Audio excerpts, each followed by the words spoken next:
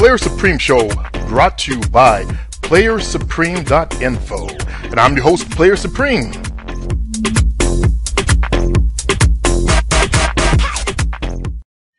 Yeah, fellas, welcome to the show. And today I'm using a different recording device to make this audio file. I'm using my actual Camtasia, which does video instead of my podcast equipment.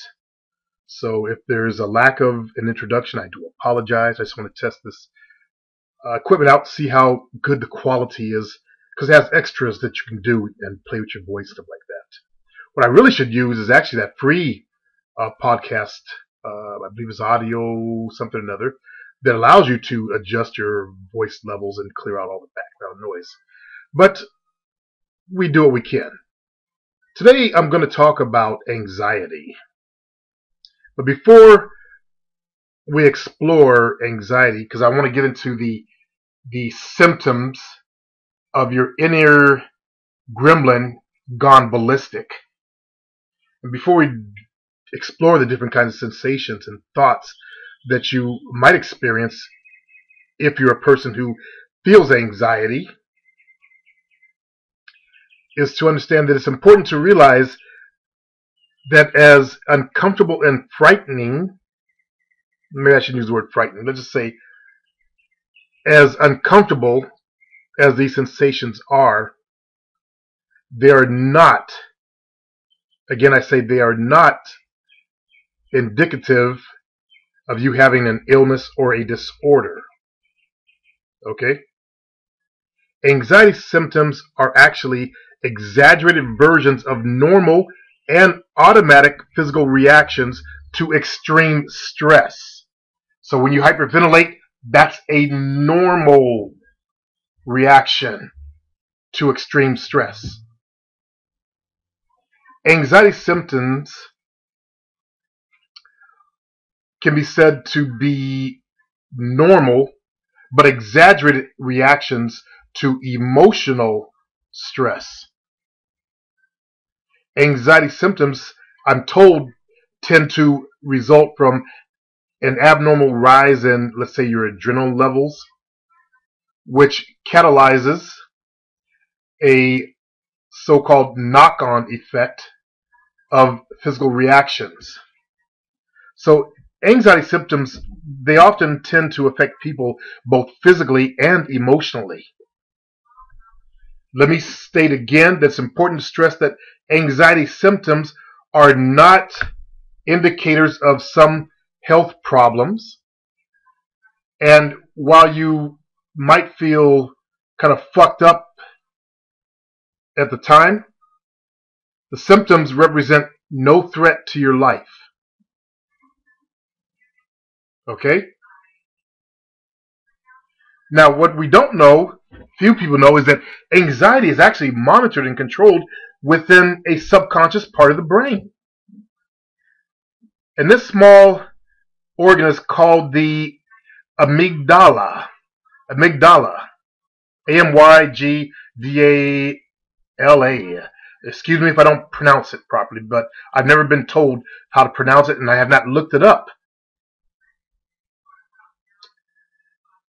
This little organ is responsible for controlling levels of anxiety by dealing with feelings of fear, by dealing with feelings of aggression. And these are emotions that tend to become exaggerated during bouts of heightened anxiety. But you could break it down to anxiety symptoms into three categories. And the first category is said to be the psychological, which is basically physical. And this produces physical symptoms such as the palpitations, the elevated heart rate, the breathlessness, chest pains, pins and needles. People get a rash of them. Headaches, including rashes themselves. Sexual dysfunction, shaking, shivering, sweating, dizziness. These are all symptoms at this level that are physical due to the fight or flight response that comes from a rush of adrenaline. And for years, one of my sons suffered from anxiety attacks, and I just laughed. I kind of made fun of him. And this son, he's a high-trained athlete, and he puts himself under a lot of pressure. He had put himself under a lot of pressure to become who he is. And I began to realize that, wow, this anxiety isn't real, but the symptoms that he's triggering in himself is real. It does give you a real physiological response. Number 2 would be the psychological or behavioral. And these are said to be characterized by a lack of concentration, irritability, obsessive behavior, like OCD, hyperactivity, depersonalization, insomnia, a feeling of losing control. So I hit some of those. Depression, aggression, also, and deep feelings of fear. Now, what they've learned is that these feelings can fluctuate, and they can reach their apex during what is called an anxiety attack or panic attack. We do it to ourselves, though. We got to recognize that. The final one is the interpersonal, and that's where you have a tendency to attach yourself to other people for reassurance, or withdraw socially in order to cope and avoid situations that might bring out some of your anxiety. That's where you have these knuckleheads with that. I have social anxiety. Because they go out in public, they get that fight or flight response. Usually something has happened in their past to trigger this, like they got trash canned or beat up or picked on as a little child. Something is going on there. But extreme cases can result in actual agoraphobia, which is where you're afraid to go outside. Really, there are people that are afraid to fucking go outside. But the most likely anxiety conditions are just the normal ones. And this usually can be overcome during the stages of treatment or recovery. But the majority of people at some point in their lives will experience these symptoms of anxiety. And I've experienced some of those. I didn't have anxiety attacks, but I've experienced the stress. My life will get stressful and the sleepless nights. I can't stop thinking about problems coming at my way. I've done that before. That's anxiety. Interesting. These symptoms will not cause actual harm. They can leave you feeling helpless and frustrated. It's important to remember the key word is feel. Feel when it comes to experiencing anxiety symptoms. Anxiety symptoms are feelings and sensations which are triggered by an emotional response, which, like a chain reaction, triggers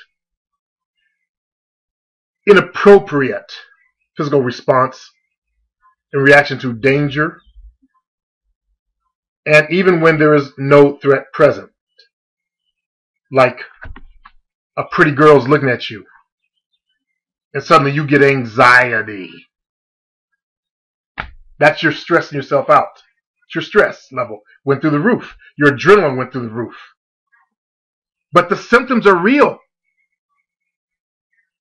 So while anxiety symptoms, they come from a protective instinct within us, and they don't really cause us any real harm. They can begin to impact negatively on our day-to-day life, though. Think about how it's affected you in your ability to just walk over and say hello to a pretty girl. See, it does impact daily life to the point where it begins to cause damage and affecting how you live and how you lead your everyday life.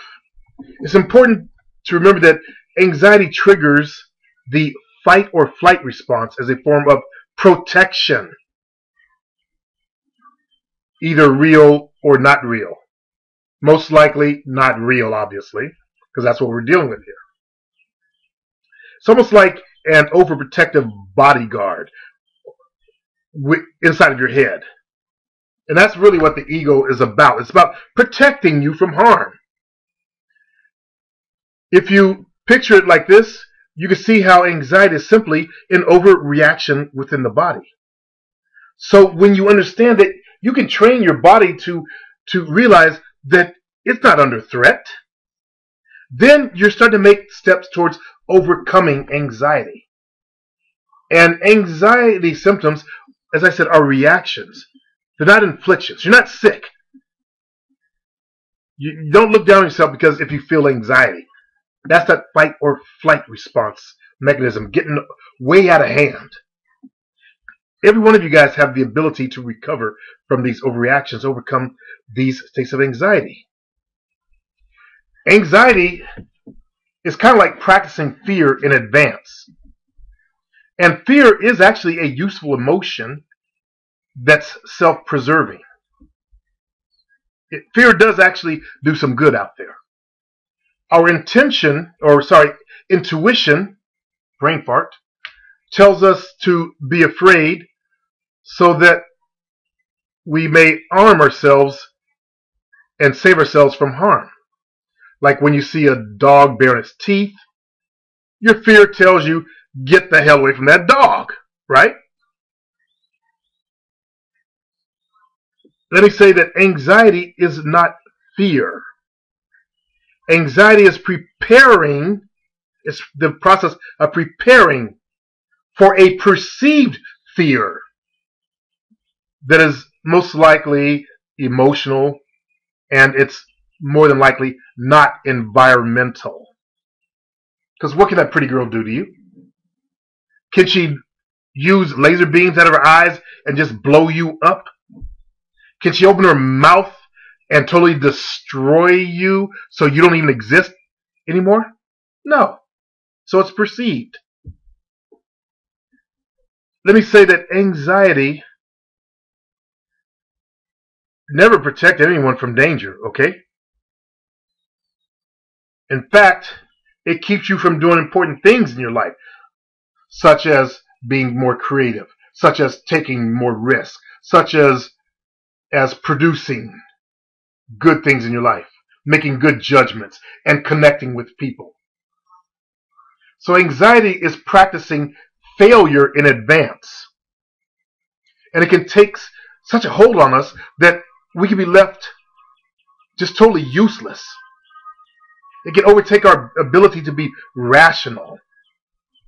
We need to give anxiety something else to do with its energy.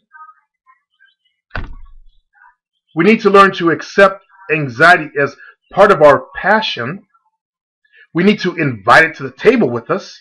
We need to take it out and look at it. We need to touch it. We need to smell it. We need to taste it.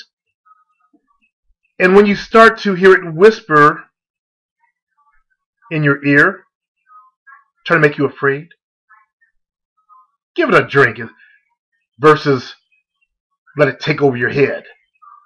Versus let it get some real estate inside your brain. I mean, it's just thirsty. Give the tallest bottle of top shelf whiskey in your imaginary pantry and let it salivate all over that whiskey. Basically take that gremlin and take a bottle of whiskey in your mind and slosh it down it. Give some Johnny Walker Red. Because you guys have important things to do in your lives. You have important things to create. Every one of you guys are remarkable in your own potential, which you don't even realize. Every one of you guys have so much to give this world. Every one of you guys have so much in the way of connection, that you can connect with other people who need your influence, who need your help. That's why I'm not about being a low-life player who just wants ass, as I'm trying to get you guys to become the light in the darkness of people's lives around you and become the center of other people's universe in your particular areas. That's what I'm about. Not about low ass chasing only. As I was trying to explain to one of the fellows on YouTube and several of the people on the forum. Don't turn your back on anxiety, for it knows how to get around to your other ear also. Okay? So in my fear course, we're going to invite it in. We're going to give it some refreshment. It'll be happy to suck up your old bullshit. And when your heart starts to pound and your worries flood back, just pull out a chair in your mind and give it another motherfucking glass of whiskey. Because it's got to be goddamn thirsty. Fellas, you got priorities to juggle, decisions to make, as you stay open to making the world, your world, a better place for yourselves. As your anxiety sleeps off, it's drunk. Because now that you put your anxiety to sleep, you can go out and do things. You can accomplish great things in your lives that every one of you guys is really meant for. You can become the friend to your friends, the leader of your friends, and guide them to a better life. Because you have access to the stuff that I've been putting out, the stuff that you're learning. I'm hoping you're not one of those low-life players who are coming here just looking for ass techniques. That all of you guys want to better your lives. That all of you guys want to find your purpose in life. That all of you guys want to rise up in your lives and become more than everyone around you.